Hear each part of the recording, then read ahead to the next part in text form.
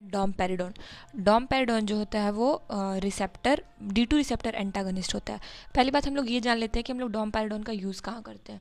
तो हम लोग गैस्ट्राइटिस का मेडिसिन लेते हैं, पेंटोपैराजोल, लाइक बहुत सारे लोग लेते होंगे, पैंडी, पेंटोप DSR। तो उसमें जो होता है कॉम्पोजिशन होता है पेंटोपैराजोल और डॉमपेरिडोन का। आप लोग जो भी मेडिसिन खाते होंगे तो इस पर फोकस कीजिएगा कि होता है या नहीं, और कितना मतलब क्या क्या कॉम्पोजिशन होता है, मैसेज की कमेंट सेक्शन में आप लोग कमेंट कीजिएगा। और फिर कितना उसका डोज होता है, इंडिविजुअल डोज आप लोग कमेंट करके बताइएगा। बाकी आगे के वीडियोस के लिए आप लोग चैनल को सब्सक्राइब कर सकते हैं, और चैप्टर का जो भी चैप्टर का आप लोग को प्रॉब्लम होगा आप लोग बता सकते हैं, किसी भी सब्जेक्ट से रिलेटेड। तो उसका प्लेलिस्ट हम आपको इसी यूट्यूब चैनल ड्रग्स की दुनिया पे प्लेलिस्ट के फॉर्म में मिल जाएगा। तो नेक्स्ट चीज़ के लिए आप लोग कमेंट कर सकते हैं। तो डॉमपेरिडोन जो होता है वो D2 रिसेप्टर एंटागनिस्ट होता है। ये केमिकली रिलेटेड होता है हेलोपेरिडोल से।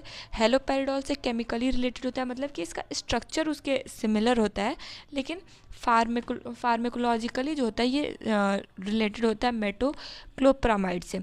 केमिकली का मतलब ये हुआ कि इसका केमिकल स्ट्रक्चर जो होता है वो सिमिलर होता है हेलोपेरिडोल से, और लेकिन इसका फार्मेकोलॉजिकल एक्शन जो होता है वो मेटोक्लोप्रामाइड से एक्शन किससे सिमिलर होता है। फार्मेकोलॉजिकली सिमिलर होने का मतलब ये हुआ कि उसका मैकेनिज्म ऑफ एक्शन इसी बेसिस पे काम करता है जैसे मेटोक्लोप्रामाइड करता है।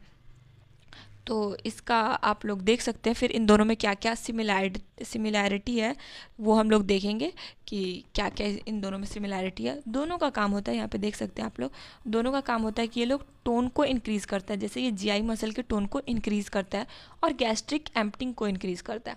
तो गैस्ट्रिक किसी भी चीज़ को खाली करना है तो उसको रिलैक्स करना होगा ना, जब तक वो रिलैक्स नहीं होगा तब तक वो खाली नहीं हो पाएगा। तो पाइलरिक एंट्रम को रिलैक्स करता है और फर्स्ट पार्ट ऑफ डिओडेनम को रिलैक्स करता है। दोनों का सेम काम होता है। और ये पेरिस्टाल्सिस को इंक्रीज़ करता है। पेरिस्टाल्सिस होगा तो कॉन्ट्रैक्शन होगा स्टमक में, फिर कॉन्ट्रैक्शन होगा, इसकी वजह से हमारा गैस्ट्रिक एम्प्टिंग इंक्रीज़ होगा। तो इन दोनों का डोज अलग अलग है, मतलब मेट्रोक्लोप्रामाइड का 10 mg है TDS ओरल IV IM, और इसका 10 to 40 mg है ओरल IM IV। तीनों दे सकते हैं ओरल रूट से, और पेरेंट्रल में हम लोग IV और IM यूज़ करते हैं। तो इसका एंटी एमिटिक जो भी होता है, एंटी एमिटिक एक्शन होता है, प्रोकाइनेटिक एक्शन होता है, ये बहुत कम होता है, उतना इफेक्टिव नहीं होता है जितना बाकियों का होता है। तो इसलिए हम लोग इसको माइल्ड टू मॉडरेट केसेस में यूज़ करते हैं, सीवियर केसेस में इसका उतना यूज़ इफेक्ट नहीं होता है। तो इसका जो प्रोकाइनेटिक इफेक्ट एक्टिविटी है वो D2 रिसेप्टर जो कि GI में होता है। D2 रिसेप्टर, कोई भी रिसेप्टर आप लोगों को पता है कि बहुत जगह होता है। तो D2 रिसेप्टर जो होता है वो ब्रेन में भी होता है CTZ के पास, और फिर फोर्थ वेंट्रिकल में, और फिर GI स्टमक में भी होता है। तो ये ब्लॉक करता है अपर GI को, और अपर GI में जो D2 होता है उसको ये ब्लॉक करता है, जिसके वजह से ये इसका प्रोकाइनेटिक एक्शन होता है। और ये इसका उतना इफेक्ट नहीं होता है एट्रोपिन की वजह से, मतलब एट्रोपिन इसको इसके एफिकेसी को अफेक्ट नहीं करता है। तो अगर हम एट्रोपिन के साथ भी इसको चाहें तो हम लोग ले सकते हैं। फिर अब देखते हैं कि इसका मैकेनिज्म ऑफ एक्शन कैसा होता है। इसका दो टाइप का मैकेनिज्म ऑफ एक्शन होता है, सेंट्रल एक्शन और दूसरा होता है पेरिफेरल एक्शन। सेंट्रल एक्शन में हम लोग देखते हैं कि D2 रिसेप्टर को ब्लॉक करता है CTZ में, जो कि हमारा ब्रेन में फोर्थ वेंट्रिकल में प्रेजेंट होता है, जिसकी वजह से जो हमारा नोजिया और वॉमिटिंग वाला सिम्टम होता है वो रिलीफ होता है, और रिलीफ करता है नोजिया को। और D2 रिसेप्टर को स्टमक में ब्लॉक करता है, जिसकी वजह से इंक्रीज होता है हमारा अपर GI में पेरिस्टाल्सिस इंक्रीज होगा। पेरिस्टाल्सिस इंक्रीज होगा तो स्पिंटर का टोन भी इंक्रीज होगा। टोन इंक्रीज होगा तो फिर कॉन्ट्रैक्शन होता है।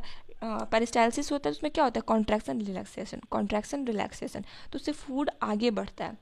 तो इसमें जब कॉन्ट्रैक्शन ज़्यादा होगा, ज़्यादा पेरिस्टाल्सिस, ज़्यादा कॉन्ट्रैक्शन, तो ज़्यादा एम्प्टिंग, फूड जल्दी से पास ऑन करेगा, मतलब जल्दी से रिलीज, मतलब आगे बढ़ेगा, तो गैस्ट्रिक एम्प्टिंग ज़्यादा होगा। तो जैसे कि यहाँ पे देखिएगा आप लोग, डॉमपेरिडोन जो होता है वो सेलेक्टिव D2 रिसेप्टर होता है, एंटागोनिस्ट होता है। एंटागोनिस्ट मतलब उसके अगेंस्ट काम करता है, एगोनिस्ट मतलब उसके सिमिलर काम करता है, और एंटागोनिस्ट अपोजिट।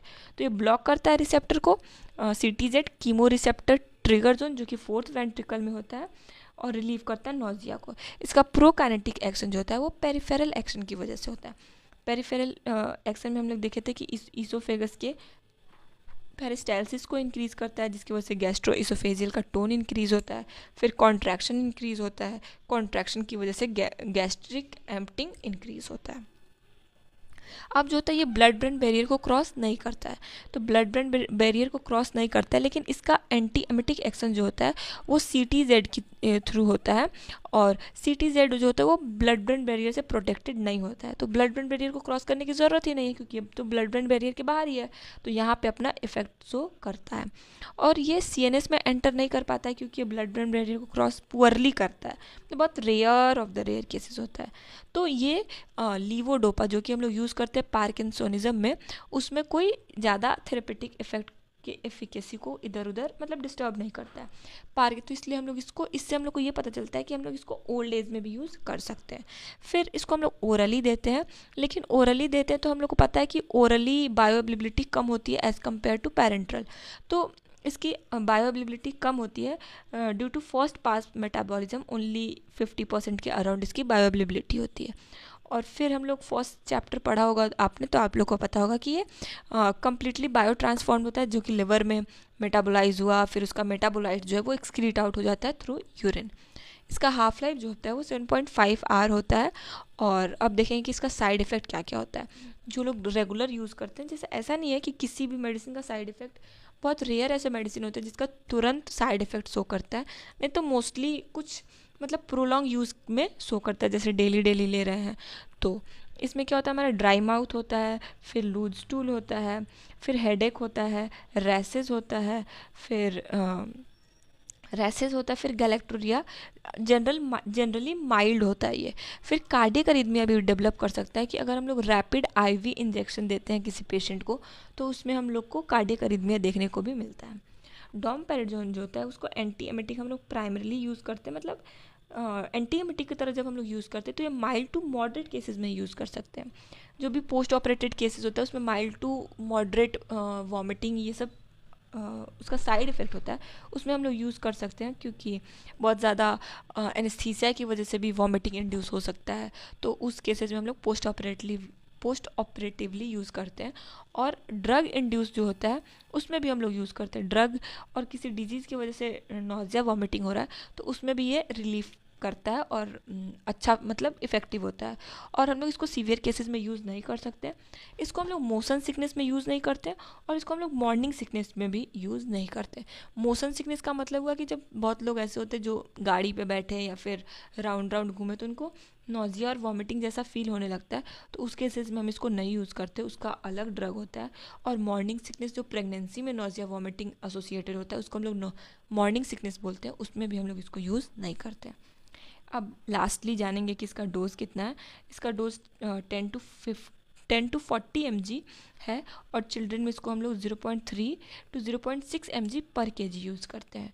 तो इससे ज़्यादा चिल्ड्रन का डोज कम है तो उसके बेसिस पे यूज़ करते हैं। और ये गैस्ट्राइटिक के मेडिसिन में इन कॉम्पोजिशन विथ पेंटोपराजोल होता है, तो वहाँ पे आप लोग जाके देखिएगा जिसके पास भी टैबलेट होगा कि उसमें इसका डोज कितना है और ये किसके साथ इंक्लूडेड है। So thank you so much, और आगे के वीडियो के लिए आप लोग सब्सक्राइब कर सकते हैं और बेल आइकन को प्रेस कर सकते हैं, ताकि आगे के आप लोग को हेल्प करे। और आई होप कि ये आप लोग के यूनिवर्सिटी के लिए बहुत ज़्यादा यूज़फुल होगा। अगर आप लोग को नोट्स चाहिए होगा तो कमेंट में लिखिएगा, फिर हम आपको नोट्स प्रोवाइड कर देंगे। Thank you so much.